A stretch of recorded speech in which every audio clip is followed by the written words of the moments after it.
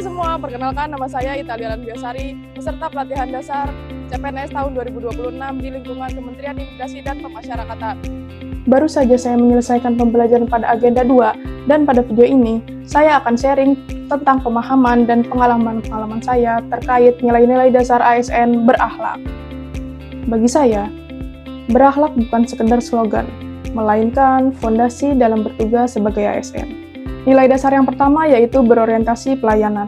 Berorientasi pelayanan artinya komitmen memberikan pelayanan prima demi kepuasan masyarakat. Hal ini melibatkan sikap ramah, cekatan, solutif, dan dapat diandalkan. Contohnya saat saya bertugas di bagian kunjungan, saya secara aktif menyapa keluarga anak binaan dan membantu mereka yang kesulitan menggunakan sistem antrian digital atau aplikasi pendaftaran. Nilai dasar yang kedua yaitu akuntabel. Akuntabel berarti bertanggung jawab atas kepercayaan yang diberikan. Ini mencakup integritas tinggi, transparansi, dan penggunaan kekayaan negara secara efektif.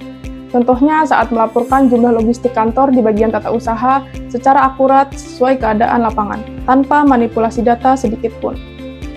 Nilai dasar yang ketiga yaitu kompeten. Kompeten berarti terus belajar dan mengembangkan kapabilitas. ASN dituntut untuk selalu meningkatkan kompetensi diri untuk menjawab tantangan yang selalu berubah. Contohnya, aktif mengikuti seminar atau pelatihan teknis mengenai pembinaan anak, agar dapat menjalankan tugas di LPKA dengan standar terbaru. Nilai dasar yang keempat yaitu harmonis, yang berarti saling peduli dan menghargai perbedaan, membangun lingkungan kerja yang kondusif tanpa memandang latar belakang, suku, agama, maupun ras.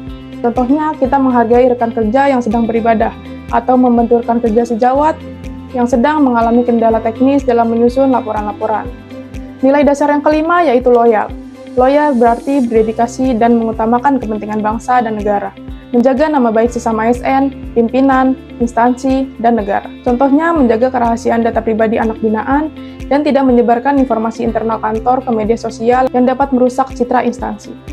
Nilai dasar yang keenam yaitu adaptif.